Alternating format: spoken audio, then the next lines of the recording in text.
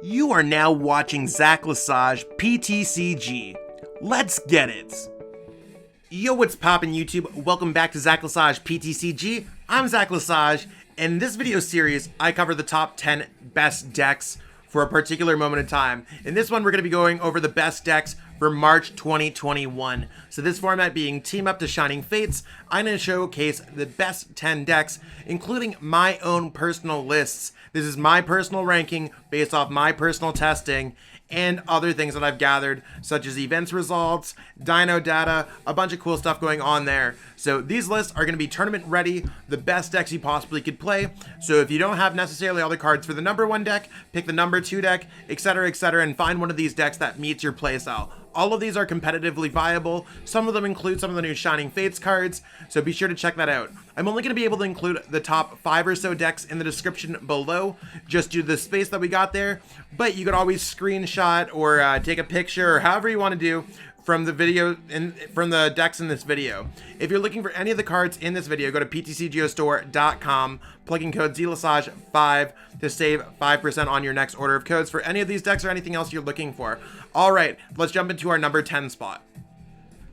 Who would have ever thought that we'd be starting this up with Crowbat V-Max? So this deck, I originally seen it between a combination of Talonite X, their Twitter page, and I saw that Darren Jacques did fairly well at the Sunday Open with this concept, with the first weekend of this being released. I've already made 2 videos on this deck, one showing you how this deck's played, one with an update version with a list that's very similar, if not this exact same list. So how does this deck work? Well, it takes the same Crobat V that we've been using to use Dark Asset, kind of putting all of our hopes and dreams and drawing the correct combination of cards, but with Shining Fates we see the release of Crobat V-Max, which allows you to use Stealth Poison, 70 damage, you make your opponent's active Pokemon poison, and you can switch into a Pokemon. Now, there's a lot of Pokemon that you might want to switch into. Zamazenta V, Galarian Weezing, I don't know. There's a lot of cool Pokemon. I kind of like Altaria, because Altaria is very similar to Decidueye. You can stop V, VMAX, and GX Pokemon. That also means that all of our Pokemon in this deck have a retreat cost of 1, so I can use my U-turn board to give us all free retreat. You can always use that Altaria, and when they knock out that Altaria, you can kind of put the U-turn board back onto another one.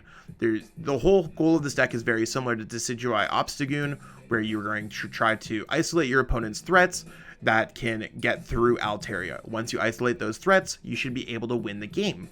The one thing that makes this deck different than Decigoon is it has a 3 prize card Pokemon instead of a 1 prize card Pokemon.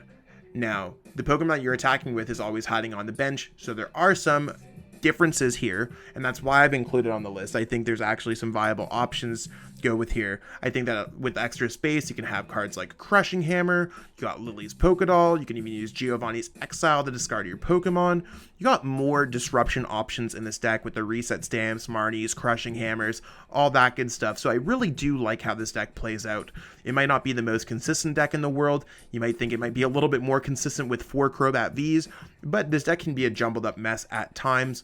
I think it's one of those decks where it might just be a hot deck right now, definitely deserving of a number 10 spot, but there's a bunch of other decks that could fight for it, like Colossal VMAX. There could be even like Luke Metal. Luke Metal got absolutely yeeted down to like the 12th spot in format. I think Reshiram Amazing Rare also has a fighting chance to be better than this deck or take this deck spot. But right now, I think Crobat V-Max has proven itself with its Sunday Open high placement. I think the viability of just using a wall deck with Altaria's Miraculous Charm, and the buildup of poison damage between Stealth Poison and then being able to do Max Cutter. I think this deck has a lot of good things going for it. Will it continue to see success? We'll have to stay tuned on the channel, and I'll keep you updated on all of that. Let's look into our number 9 deck. We are only 2 decks into this video, and we've already seen our second new deck added in from Shining Fates. I've taken a lot of inspiration from my pal, Matty Tate from ChillTCG. By the way, you should totally check out his channel at ChillTCG. He's a great community member, allowing a lot of great tournaments to go on. He runs them on the Play Limitless websites.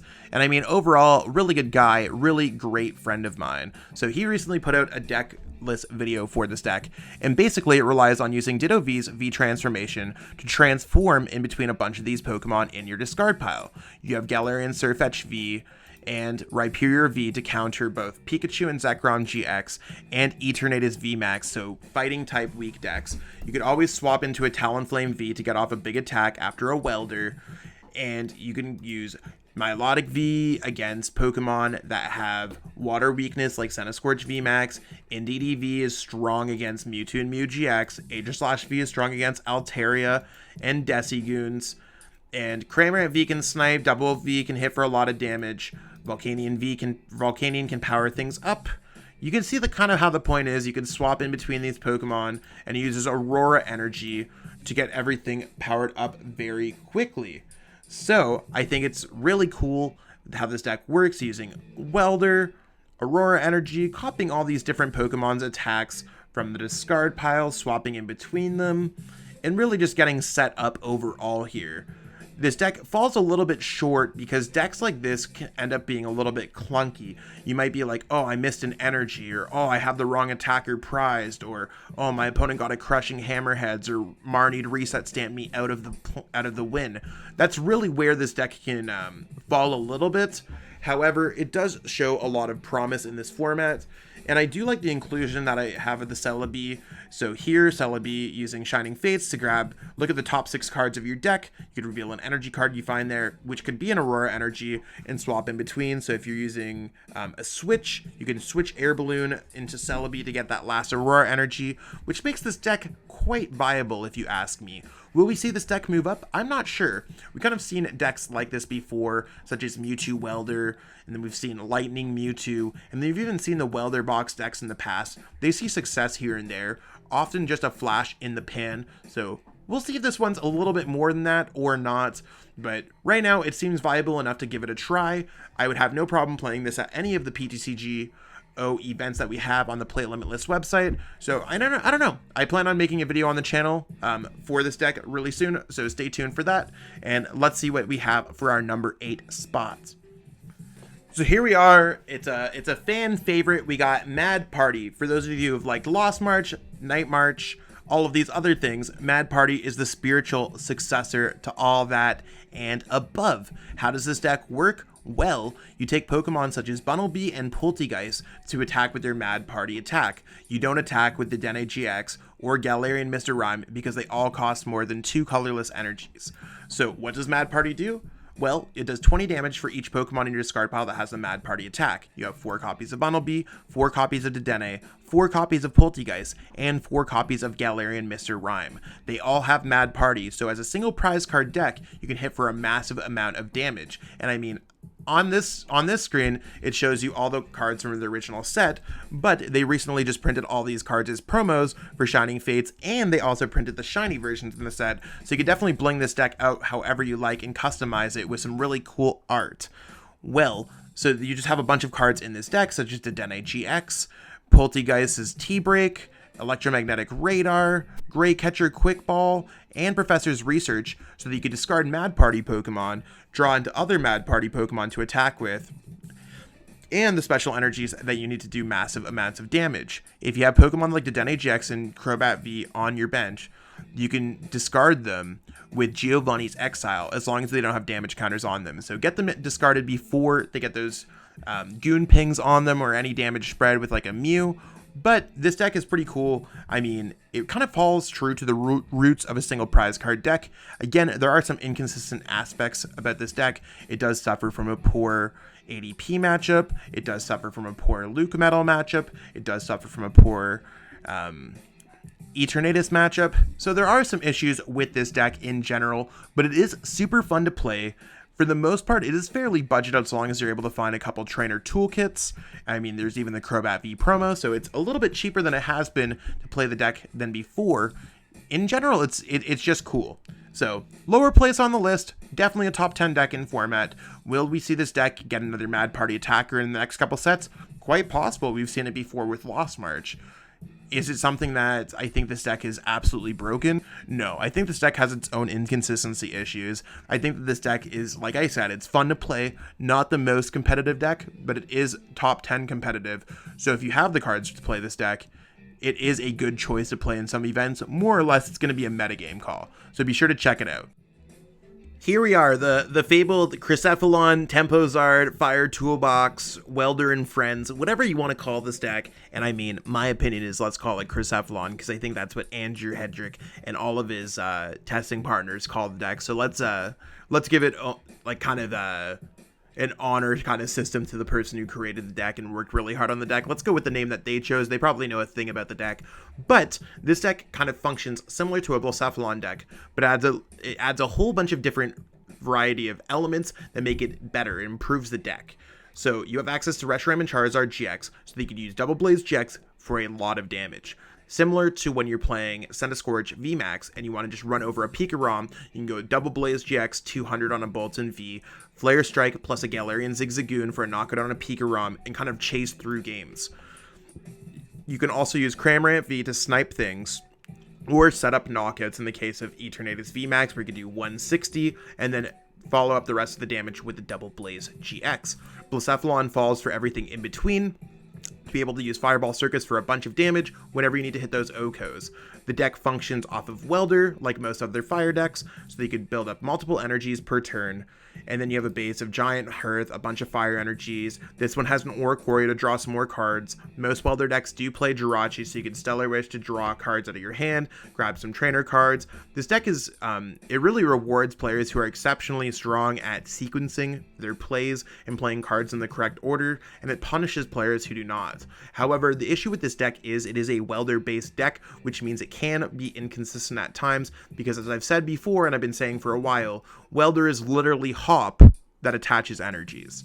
So while the attaching energy part is broken, and the 3 cards plus attaching 2 fire energies is broken, you're not drawing many cards off the Welder itself, which makes it the same kind of draw power as hop, which we would not play in any other deck. So it's one of these issues where the deck might not necessarily hit all the time. I think that there could be some changes made to this deck, and I think it's a great deck to kind of explore the format with. So whether or not you have 2 copies of Reshiram and Charizard GX or 2 copies of Cramorant V, I think you can maybe cut a Cramorant V or a Reshiram and Charizard GX for a Double V or a Talonflame V or maybe even a Heatran GX. I think that this is kind of a build at your own pace kind of deck, so I don't necessarily think that there needs to be a set list, but this is a list that Andrew and other people have been seeing success with. This deck recently won the GG Tour $2,000 tournament. I mean, it got set up pretty well to win the tournament after the field became toxic for my Eternatus deck, but that's a whole different story. I mean, this deck's out here winning tournaments. I just think it's a little inconsistent, and it doesn't necessarily have the greatest matchup spread at this time, but it is one of the best decks that we have in format, so here it is featured here in this. Another one of our newcomers from Shining Fates is Turbozassian. Now, this deck, we've seen it see success before, and that was around the Pokemon Online Global Championships, POG, that happened in August, and then the deck kind of rotated out because it didn't have enough stuff really going for it. So what makes this deck successful now? Well, Rusted Sword gets released in Shining Fates, and it's very good, just doing extra 30 damage. So the whole idea is you don't need ADP to really power up, you have access to Turbo Patch, and you can just use a combination of Intrepid Sword, Metal Saucer, Turbo Patch to get set up with Zacian V. You can use Brave Blade with Rusted Sword, Leon to do extra damage. This deck really gains new heights also by Ditto V, because you can use V Transformation, so once during your turn you may choose a basic Pokemon V from your discard pile and switch it with this Pokemon. You can switch to Ditto V with Aegislash-V in a pinch to have a better Decigoons, Crowbat V-Max Altaria matchup. Or, if you're playing against a deck that has a lot of VMAX Pokemon, you could swap to a Zamazenta V. So after your first Zamazenta V falls to like an Eternatus deck, you can then use Ditto V to get the Zamazenta V back, and use Dauntless Shield to kind of shield yourself from these VMAX Pokemon. The deck can also do more damage with Galarian Meowth, evolving into a Galarian Berserker to use Steely Spirit to do extra damage. This works for your Zamazenta V, your Aegislash V. So these are really great ways for you to attack with this deck. Should be fairly consistent. There's enough stuff going on here where it's just like a launch of metal energies. Now, you might be wondering, yo, Zach, fire is pretty big in our formats.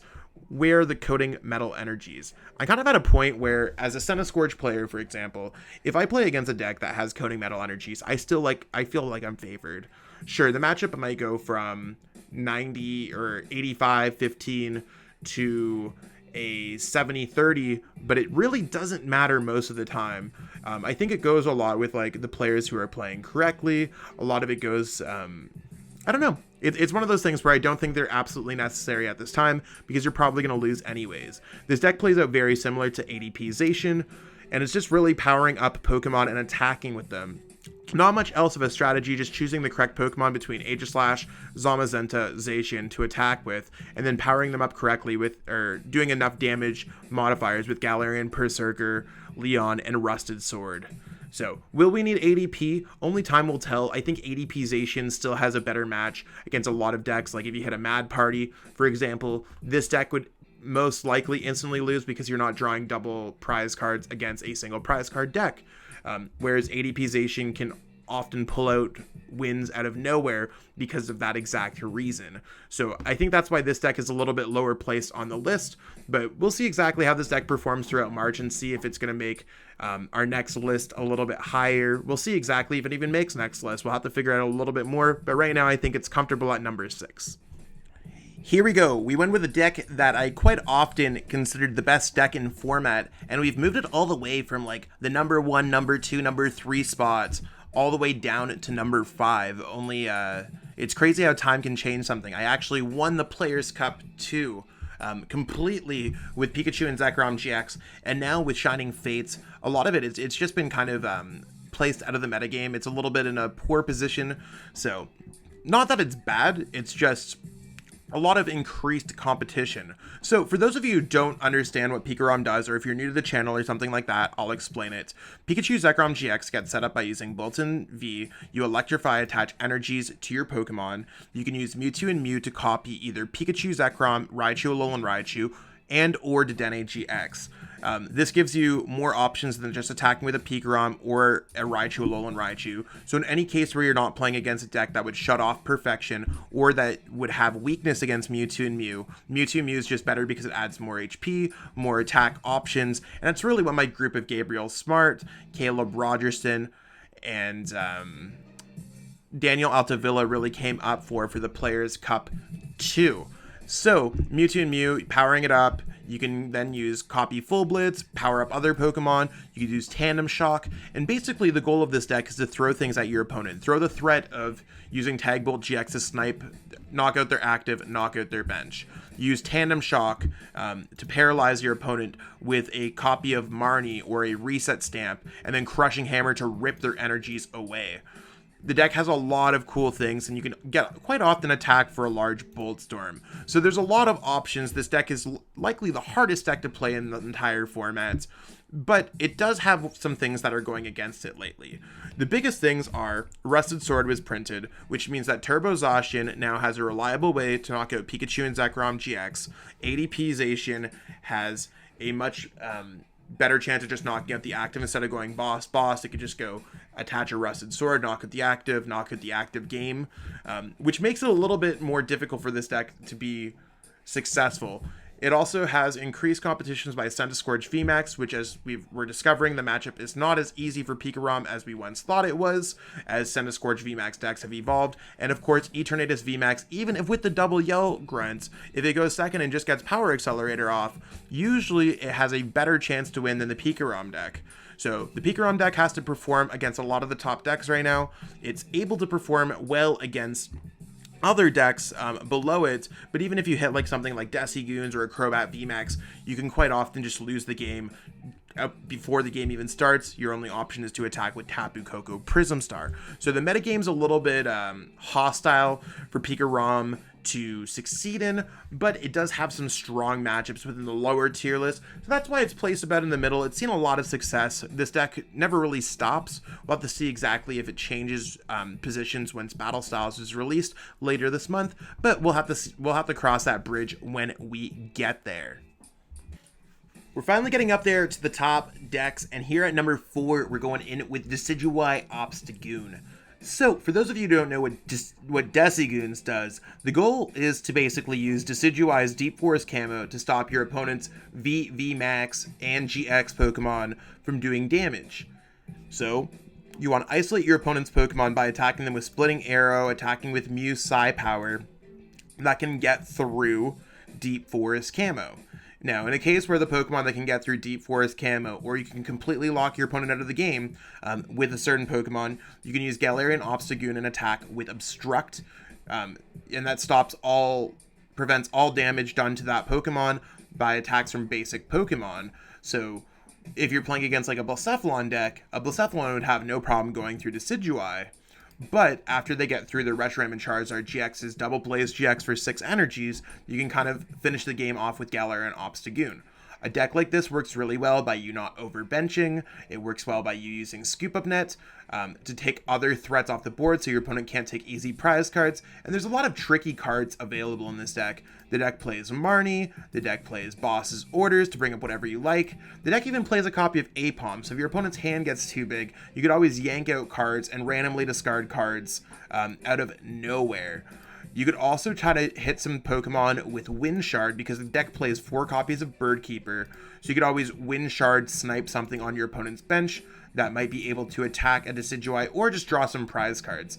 Don't forget that Zigzagoon and Galarian Zigzagoon both have abilities that add 1 to 3 damage counters on your opponent's Pokemon, which can be absolutely huge. The deck sets up by using Snorlax and Jirachi, just with getting set up between that, and it has Rosa. If your opponent were to knock out any of your Pokemon, you could search out 3 cards, a Pokemon, a trainer card, and a basic energy. Usually ends up being a Pokemon that you need, such as a Decidueye, a rare candy, and an energy of your choice to get set up.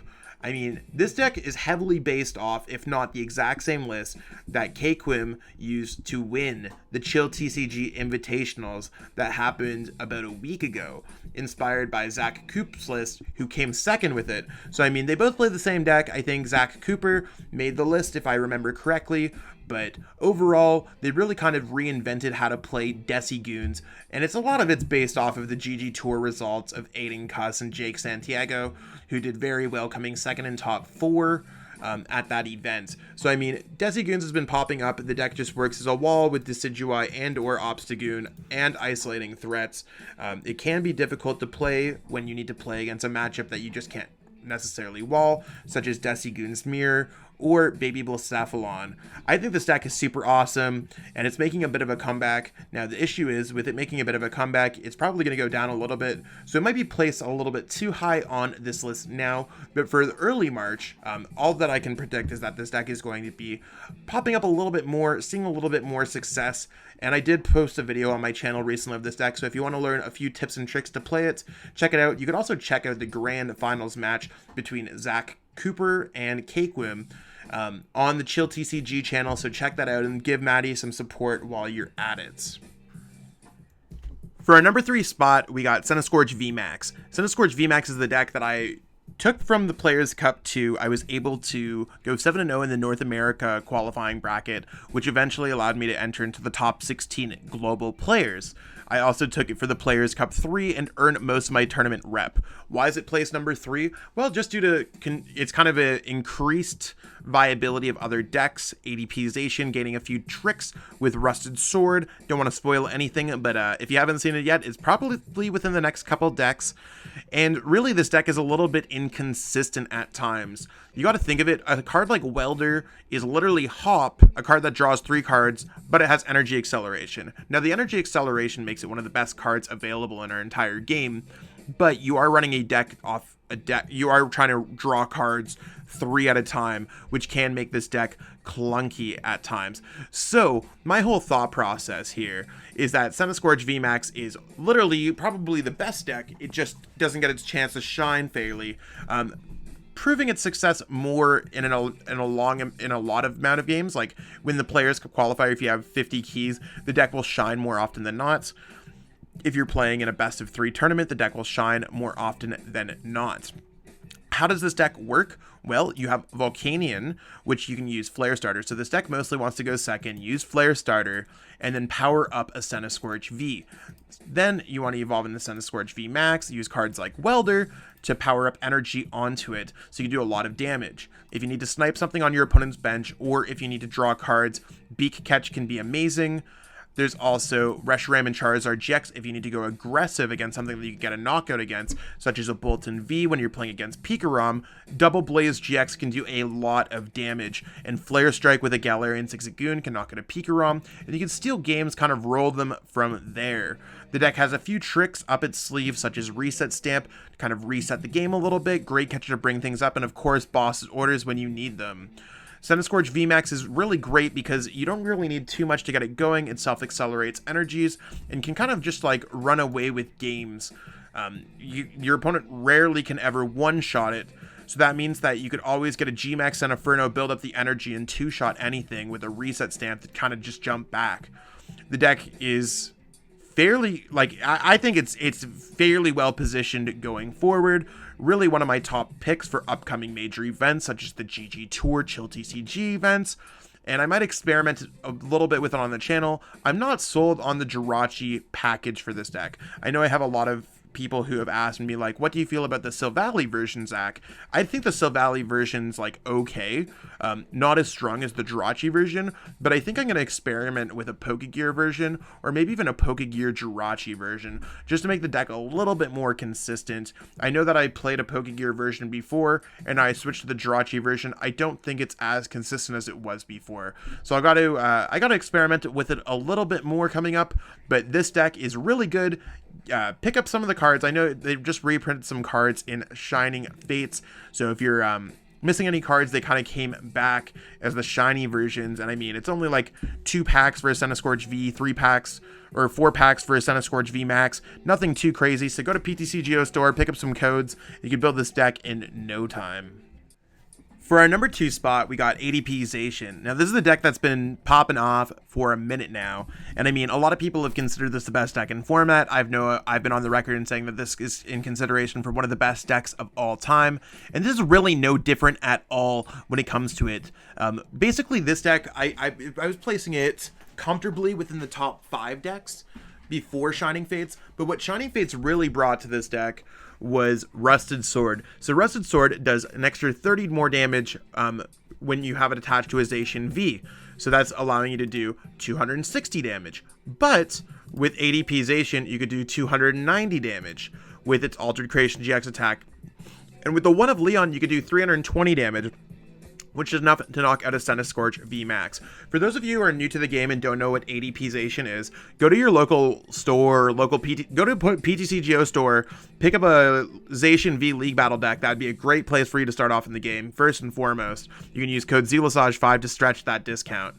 You use Altered Creation GX to increase your damage for the rest of the game for 30 damage, and you could draw an extra prize card every single time you knock out something with an attack. So you have Ultimate Ray, which can power up energies. You have Zacian V, which allows you to draw cards, which powers up energies and has a big attack as a basic Pokemon. And you have other Pokemon that can just generally get set up. Metal Saucer is support. You have a lot of really cool things just going on with a deck like this. So basically, most games go Altered Creation GX, attack, attack, and that's game. Or maybe attack, attack, attack, game. And you can use a combination of Boss's Orders, you can use Leon, you can use Professors Research into a Great Catcher. Maybe early game you're worrying like, how am I going to get off Altered Creation? Metal Saucer, Energy Switch, Energy Spinner Attach.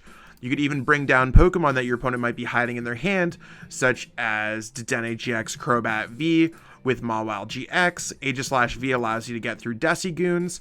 And then the deck has 3 Dedenne GX and a Crobat to make it a little bit more consistent, along with Cherish Balls and stuff like that. Overall, I think this deck is just kind of overpowered. It's very strong. It's one of the best decks that we got available in format. And the only reason why it's not better than Eternatus is because it suffers a poor matchup against Eternatus right now. The deck's really forced to play an Aegislash because Decigoons and Altaria decks have been doing so well lately. But it's one of those things where I think you just kind of like, you accept that this deck moved up kind of like 3 spots. It knocked other decks down those spots and really changed the way that our metagame is playing out. So, I mean, I think this is again, it's one of the best decks that we have in formats. Give it a try, especially if you're a newer player. It doesn't take too many turns, and it doesn't take too much to really get this deck going. I put a lot of content on my channel regarding this deck, so be sure to check all of that good stuff out. And here you have it. This is our #1 deck for the month of March 2021, and this is Eternatus V-Max. So Eternatus V-Max, for those of you who don't know the strategy, I'm going to briefly explain it just so I can kind of get into some inner details on why this list is very good for this month. So Eternatus V-Max works on a system where you go seconds, you attach an energy to Eternatus V, and you go power accelerator to another Eternatus V in most matchups. With the energy spinners and the high count of dark energies in this deck, that means that you're going to have a pretty successful rate of going with Eternatus V Power Accelerator on if you go second. The 4 Yveltals allows you to free retreat into that combination, so then you're able to set up Eternatus V-Max. This allows you to bypass Crushing Hammers, Team Yell Grunt, so you're able to use Dread Ends. With your ability with Eternatus V-Max, you can have up to 8 Pokemon in play, or 8 Pokemon on your bench, I should say, and do 30 damage for each Pokemon you have in play, equaling out to 270 damage. So you really are able to knock out a lot of Pokemon very quickly. You're able to use Crushing Hammers for Mirror and ADP, Bosss Orders knock out whatever you want, and the Spiritomb and Yveltal give you a chance against decks like Zigzagoon and Lucario Melmetal. This deck has the best matchup spread out of any deck in the game right now. And sure, yeah, it does have a couple tough matchups out there. I'm not going to lie, like Etern Mirror is always a little bit awkward. I think that Zigzagoon is tough for this deck, it's unfavored.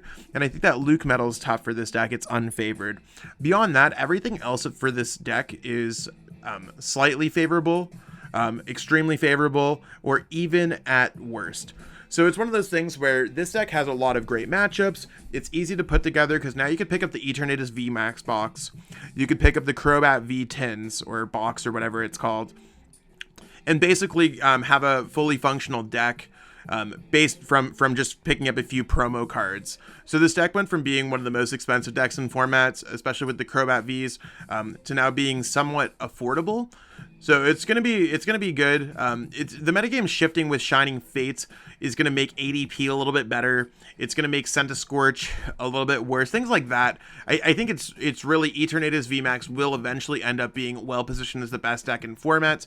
Right now we've seen a lot of Zigzagoons seeing success after those decks get countered out. Eternatus V-Max is going to rise to the top. So this is one of those things where Eternatus V-Max is very good right now, but its #1 spot is going to continuously creep up there. And it's definitely one of my top choices for the Players Cup 3. I'm not entirely sure if I'm going to play this one. I'm going to think of the metagame a little bit more. But this is the best deck for the month. So this is my hot take. And if you're ever wondering what deck to play in a tournament, this is the go-to choice for me at any given point. Anything else is strictly just a metagame call. Alrighty, YouTube, that's what we got for our top 10 decks of this month. Is there a deck that you think that I missed? Is there a deck that you think I placed too high, too low? Let me know in the comments below. And again, thank you so much for PTCGO Store for graciously giving me the discount code SWSHEnergy. Remember to spread it to all your friends. Use that code. It does help support me as a content creator, and it does give you some cheaper codes. So it's kind of a win-win situation. There's a lot of cool decks in this video, so be sure to try out all of them. And again, check through my channel. A lot of these decks have been featured, if not all of them have been featured on my channel at some point or another. So if you're wondering how to play it, if you're a newer player, I have all the resources available here, and I have tagged some of the decks in the YouTube card. So check out the top part of the YouTube video, wherever it is. And again, if you like this content, be sure to click subscribe. About 70% of the people who watch my content aren't subscribed. So if you're one of those 70%, let's bring it a little bit closer as we try to approach some goals with this channel.